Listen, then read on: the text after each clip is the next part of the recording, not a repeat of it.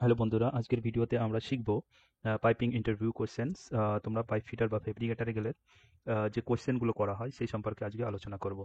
তো প্রথম প্রথম তোমাদের জানিয়ে রাখা ভালো যে পাইপিং এর কোশ্চেন অনেক ধরনের হয়। যে এটা সম্পূর্ণ নির্ভর করে তোমার কাজের উপরে, যে ওই কোম্পানি বা ওই ক্লায়েন্ট কি কাজ করছে বা কি ধরনের অ্যাক্টিভিটি তাদের হচ্ছে। পাইপিং শাটডাউনের কাজ হচ্ছে, নাকি ফেব্রিকেশনের কাজ হচ্ছে, না হাইড্রো টেস্টের কাজ হচ্ছে। তো তোমাদের জানিয়ে রাখা ভালো যে পাইপিং যে শাটডাউনের কাজ, শাটডাউন বলতে তুমি সাপোজ মনে করো তুমি একটা পুরানো কোম্পানিতে কাজে গেছো, যে কোম্পানি অনেক আগে প্রজেক্টটা কমপ্লিট করে দিয়েছে। তার মানে এখানে তুমি ফটোতে তুমি দেখতে পাচ্ছ যে এই কাজগুলো অনেক আগে কমপ্লিট হয়েছে। তো সেইটা কোনো একটা জিনিস যখন তুমি চেঞ্জ করছো, সাপোজ মনে করো এই জিনিসগুলো ড্যামেজ হয়ে গেছে, সাপোজ মনে করো এখানে যে পাইপগুলো তুমি দেখছো এর ভেতরে একটা ড্যামেজ হয়ে গেছে একটা পাইপ, তো এটা চেঞ্জ করতে হবে। তো তুমি ধরে না এটাই শাটডাউনের কাজ। তো যে কাজটা আগে থেকে কমপ্লিট হয়ে আছে, কোনো কিছু ড্যামেজ হয়ে গেছে, সেটা যখন তুমি চেঞ্জ করবে, তো এটাই শাটডাউনের কাজ। ওকে। তো শাটডাউন বলতে মনে করো তোমার এই প্ল্যান্টটা চালু থাকে, মানে এই সব ইকুইপমেন্ট যে মেশিনারি রয়েছে এটা চালু থাকে, যখন তুমি শাটডাউনে কাজে যাবে এই প্ল্যান্টটা তখন শাটডাউন করা হবে, তার বন্ধ করা হবে, বন্ধ করে তুমি এই কাজগুলো করতে হবে। তারপরে আরেকটা জিনিস যেটা তোমাকে বললাম, যে হাইড্রো টেস্টের কাজ। তো হাইড্রো টেস্ট হচ্ছে লিকেজ টেস্ট করে। যেমন সাপোজ মনে করো তুমি এই পাইপগুলো তুমি ফিট আপ করেছো, তো এর ভেতরে লিকস আছে কিনা, লিকেজ আছে কিনা, এর ভেতরে পানি ঢুকিয়ে তখন এটা প্রেসার দিয়ে চেক করা হয়। তো এটাকে হাইড্রো টেস্টও বলে, প্রেসার টেস্টও বলা হয়। আরেকটা সব থেকে ইম্পর্টেন্ট কাজ হচ্ছে যে ফেব্রিকেশনের কাজ। তো যখন একটা প্রজেক্ট বা একটা প্ল্যান্ট যখন নতুন কনস্ট্রাকশন হয় তখন এই কাজগুলো হয়। এখানে তুমি দেখতে পাচ্ছ যে নতুন পাইপ ফিট আপ দিয়ে রেখেছে, তো এটা হচ্ছে নিউ ফেব্রিকেশন। তো ফিট আপ করা, ফেব্রিকেশন করা অনেক সময় সেম এই জিনিসগুলোকে। তো যখন তুমি ইন্টারভিউতে যাবে, তো প্রথম কোশ্চেন যেটা করা হয় এখানে তোমাকে তোমাকে প্রথম কোশ্চেনটা করা হবে যে তোমার এক্সপিরিয়েন্স কি, বা তুমি কোথায় কাজ করেছো এর আগে। তো সাপোজ মনে করো আমাকে যদি এই প্রশ্নটা করা হয়, তো আমি যে কোম্পানিতে এর আগে কাজ করেছি, তো সেই কোম্পানির নাম নাম আমি বলে দেবো। যে সাপোজ আমি নাসির আল হাজরিতে কাজ করেছি, সাবকো আরবিয়াতে কাজ করেছি। তো অ্যাকচুয়ালি এই কোশ্চেনগুলো করা হয় হিন্দিতে। আর যদি বাংলাতে বাংলাতে করা হয়, তুমি এইভাবে তুমি বলে দিতে পারো যে আমি এত বছর ধরে পাইপে কাজ করছি, এই কাজগুলো আমি করেছি। ওকে, যেখানে এখানে আমি ইংলিশে লিখে দিয়েছি, তুমি দেখতে পাচ্ছ যে I have work as a pipe fitter বা পাইপ ফেব্রিকেটর। তো এখানে আমি তোমাদের ইংলিশে লিখে দিয়েছি, তোমরা দেখতে পাচ্ছ যে I have work as a pipe fitter for 4 years বা 5 ইয়ার্স, যেটাই তোমাদের না হয় তোমাদের এক্সপিরিয়েন্স, সেটা তুমি বলবে। তারপরে তুমি বলবে I have vast experience installation, maintenance and repairing different piping systems, especially in oil and gas refineries. তো এটা তুমি এখন নতুন আছো, তুমি সাপোজ মনে করো তুমি ইংলিশে বলতে পারবে না, তো তুমি যদি ইংলিশে বলতে পারো তো খুব ভালো। আর যদি ইংলিশে না বলতে পারো তাহলে হিন্দির জন্য আমি নতুন একটা চ্যানেল খুলবো, যেখানে তুমি হিন্দিও শিখতে পারবে। ওকে। তো এটা এটা তোমার প্রথম কোশ্চেন, তোমার এক্সপিরিয়েন্স সম্পর্কে, কোথায় কোথায় কাজ করেছো এই জিনিসগুলো তোমাকে জিজ্ঞেস করা হবে। তারপরে কোশ্চেন হবে, তারপরে কোশ্চেন এটা নির্ধারিত নয় যে তোমাকে এই কোশ্চেনটাই করবে। তো সাপোজ তোমাকে বললো যে ওডি কাকে বলে, তো তুমি আমার যে ক্লাস 1 থেকে 8 পর্যন্ত যে ক্লাসগুলো রয়েছে সেই ক্লাসগুলো দেখবে, যেখানে আমি ওডি আইডি সম্পর্কে খুব ভালো করে আমি জানিয়েছি তোমাকে। তো এখানে তুমি দেখতে পাচ্ছ ওডি হচ্ছে আউটসাইড ডায়ামিটার। তো আউটসাইড ডায়ামিটার বলতে তোমাদের কি বোঝায়, মনে করো এই যে পাইপের এই যে কর্নারটা দেখছো, আর এই কর্নার মানে একটা মিটার দিয়ে তুমি যদি মাপো, তো এটাই হয়ে যাবে তোমার আউটসাইড ডায়ামিটার, যেটাকে ওডিও বলা হয়। তো সেকেন্ড যে তৃতীয় নম্বর কোশ্চেনটা, সেটা হচ্ছে তোমার আইডি। তো আইডি কাকে বলে, আইডি তুমি এখানে দেখতে পাচ্ছ ইনসাইড ডায়ামিটার।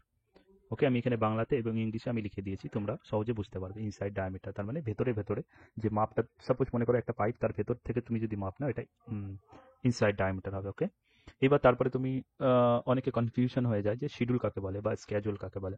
তো অ্যাকচুয়ালি তুমি সাপোজ মনে করো যে থিকনেস, পাইপের থিকনেসকেই তোমার শিডিউল বলা হয়। তুমি এখান থেকে দেখতে পাচ্ছ পাইপের যে পুরুত্বটা রয়েছে বা থিকনেসটা রয়েছে, সেটাকেই তোমার শিডিউল বলা হয়। ওকে। আর 5 নম্বর প্রশ্ন তোমার হচ্ছে যে যে তোমার ফ্লান্স সম্পর্কে প্রশ্ন করতে পারে, যেটা হচ্ছে what is the flanges used for in piping. তো তো ফ্লান্স কেন ব্যবহার হয়। ওকে। বা মানে প্রশ্ন অনেকভাবে করতে পারে, যেমন ফ্লান্স কেন ব্যবহার হয়, ফ্লান্স কত প্রকার, ফ্লান্স কি। তো তুমি এখানে পিকচারে তুমি দেখতে পাচ্ছ যে তোমার ফ্লান্স হচ্ছে পাইপের সঙ্গে কানেক্ট হয়, ঠিক আছে। তো ফ্লান্স অনেক ধরনের হতে পারে, ওয়েল্ট নিক ফ্লান্স, স্লিপ অন ফ্লান্স, ল্যাপ জয়েন্ট ফ্লান্স, তারপরে ব্লাইন্ড ফ্লান্স আছে, তারপরে স্প্যাটিক্যাল ব্লাইন্ড আছে, তারপরে তোমার আরো অনেক ধরনের ফ্লান্স রয়েছে। এখানে তোমরা যে স্ক্রুড ফ্লান্সটা তুমি দেখতে পাচ্ছ, এটাতে ভেতরে থ্রেড রয়েছে। তো ফ্লান্স আরো অনেক রকমের হতে পারে। তো বেসিক যেটা মনে করো মানে একদম বিগিনাররা যেটা মানে এটাই সচরাচর এটাই বেশি ইউজ হয়, সব থেকে বেশি ইউজ হয় হচ্ছে তোমার ওয়েল্ডিং ফ্লাস, ওয়েল্ড নিক ফ্লাস বা ওয়েল্ডেড ফ্লাস, যেটাই তুমি বলো, নো প্রবলেম। তারপরে তুমি হচ্ছে যে গ্যাসকেট, মানে তোমার প্রশ্নটা এইভাবে করতে পারে যে গ্যাসকেট কি, গ্যাসকেট কত প্রকার, ওকে, তো অ্যাকচুয়ালি গ্যাসকেট তুমি এখানে পিকচারে দেখতে পাচ্ছ দুটো ফ্লাঞ্জ যখন তুমি লাগাবে তখন এটা গ্যাসকেট ভেতরে লাগাতে হবে যাতে ওর ফেসটা তোমার ড্যামেজ না হয়। ওকে, তো ফ্লাঞ্জ হচ্ছে একটা মেটালিক আছে আর একটা নন মেটালিক আছে, স্পাইরাল উন্ড আছে। ওকে, সাপোজ এইখানে তুমি যেটা সরি সরি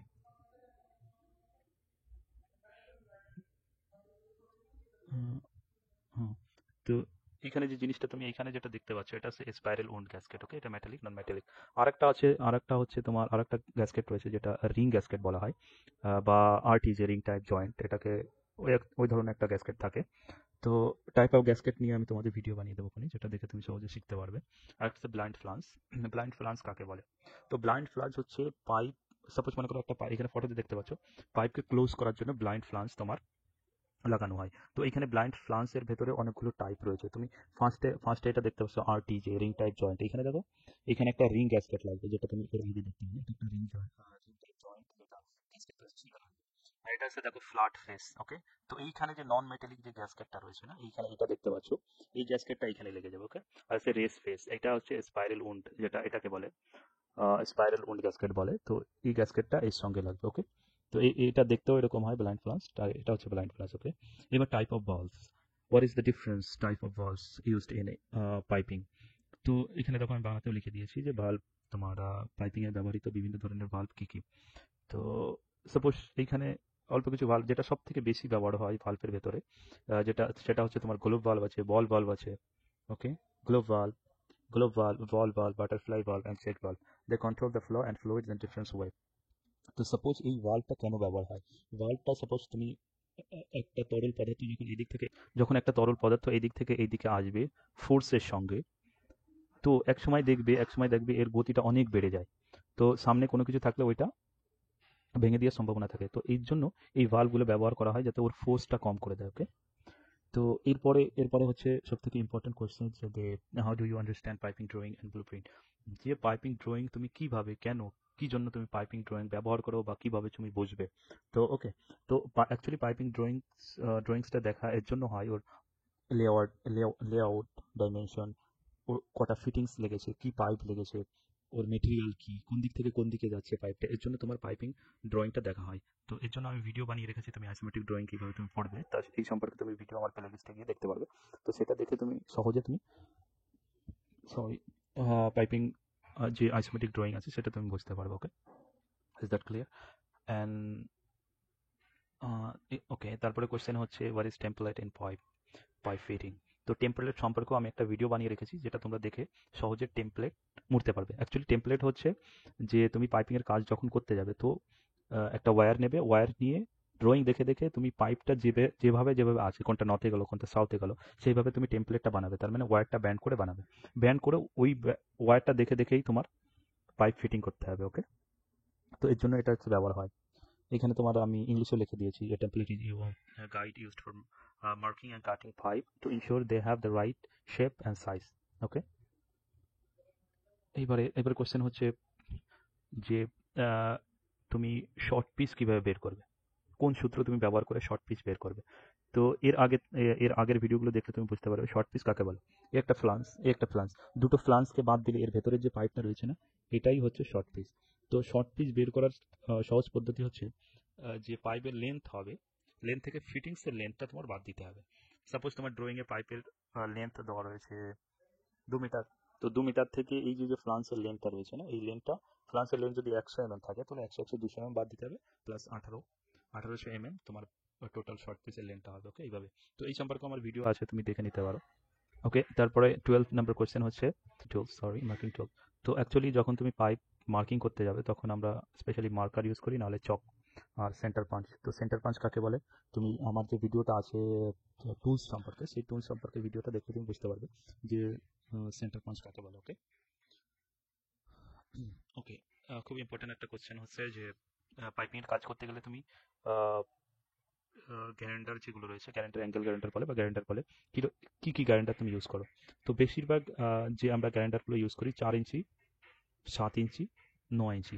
তো বেশিরভাগ তোমার যে জিনিসটা অ্যাঙ্গেল গ্যারান্টার, এজি মানে হচ্ছে অ্যাঙ্গেল গ্যারান্টার। ওকে, AG4, AG7, AG9।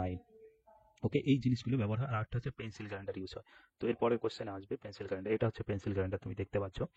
তো যে পেন্সিল গ্রাইন্ডার ব্যবহার কখন হয়, তোমাকে কোশ্চেন করতে পারে যে what is a pencil grinder used for, okay, যে পেন্সিল গ্রাইন্ডার কেন ব্যবহার হয়, কোথায় ব্যবহার হয়। তো তুমি সিম্পলি সাপোজ মনে করো তুমি একটা পাইপ যখন ভিবেল মেরেছো, তার ভেতরটা ক্লিন করতে হলে পেন্সিল গ্রাইন্ডারের ব্যবহার হয়, ওকে। আর একটা, হ্যাঁ, এই জিনিসটাও তোমার কোশ্চেন, এই জিনিসটা অনেক সময় জিজ্ঞেস করে যে 1 ইঞ্চিতে তোমার কত ওকে। সাপোজ তোমাকে এইভাবে জিজ্ঞেস করতে পারে 1 inch is equal how many millimetres, okay. তো তুমি এটা মনে রাখবে যে 1 ইঞ্চি সমান 25.4 মিলিমিটার্স, ওকে। তো এই জিনিসটা অনেক সময় জিজ্ঞেস করে। তো what is the type of pipes, হ্যাঁ, এই কোশ্চেনটা অনেক ইম্পর্টেন্ট। যে দেখো, একটা হচ্ছে সিম পাইপ আছে, একটা হচ্ছে সিমলেস পাইপ রয়েছে। তো সিম পাইপ হচ্ছে যেটার বডিতে, যেটা শরীরে কোনো জয়েন্ট নেই, ও মাই গড, যেটা শরীরে কোনো জয়েন্ট নাই সেটাকে সিমলেস পাইপ বলে। আর এখানে তুমি দেখতে পাচ্ছ এটা শরীরে একটা জয়েন্ট রয়েছে, বডিতে একটা জয়েন্ট রয়েছে, তো এটা হচ্ছে সিম পাইপ বলে, ওকে। নেক্সট কোয়েশ্চেন হচ্ছে, সরি নাম্বারিং ভুল হয়ে গেছে, আমি তোমাদের যখন এটা দেবো আমি সঠিক করে দেবো কেন। তো তো what is the directions in an isometric drawings. G, piping তোমাদের আমি যে ড্রয়িংয়ের ভিডিওতে সেটাও আমি জানিয়েছি যে অ্যাকচুয়ালি আইসোমেট্রিক ড্রয়িংয়ে তোমার 6টা ডিরেকশন হয়, যেমন এখানে তুমি ফটোতে দেখতে পাচ্ছ north, south, east, west and up and down, okay. এটা হচ্ছে তোমার আইসোমেট্রিক ড্রয়িংয়ের ডিরেকশন। এবং আইসোমেট্রিক ড্রয়িং 30 ডিগ্রিতে অঙ্কন করা হয়, সেটা আমি আইসোমেট্রিক যে ড্রয়িংয়ের ভিডিওটা রয়েছে সেখানে আমি জানিয়েছি, তোমরা চাইলে ওটাও দেখে নিতে পারো। এবার হচ্ছে what is ruling in 5 fit, ruling কি, ওকে। তো অ্যাকচুয়ালি রুলিং হচ্ছে 90 ডিগ্রি থেকে বেরিয়ে যে কোনো অন্য ডিগ্রিতে গেলেই হচ্ছে রুলিং হয়ে যাবে, ওকে। রুলিং একটা হচ্ছে ভার্টিক্যাল রুলিং, একটা হচ্ছে হরিজন্টাল রুলিং। এখানে তুমি দেখতে পাচ্ছ একটা হচ্ছে ভার্টিক্যাল রুলিং, একটা হচ্ছে হরিজন্টাল রুলিং। এটা তুমি দেখতে পাচ্ছ, এটা ভার্টিক্যাল রুলিং, এটা হচ্ছে সরি, এটা হরিজন্টাল রুলিং, এটা ভার্টিক্যাল রুলিং, ওকে। তো রুলিং সম্পর্কে আমার ভিডিও আছে, আমি আরো ভিডিও বানাবো এখনই, যেটা দেখে তুমি রুলিং সম্পর্কে ভালো একটা ধারণা হয়ে যাবে তোমার। হ্যাঁ, এটা তোমার last, what is used for, okay, what is the use of an elbow in pipe, মানে এলবো কি, বা এলবো এলবো ব্যবহার করার পারপাস কি।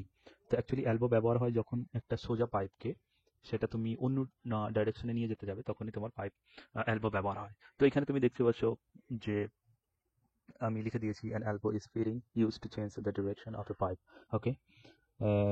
আর type of elbow, sorry, type of এলবোতে তোমার রয়েছে 90 ডিগ্রি এলবো, 45 ডিগ্রি এলবো।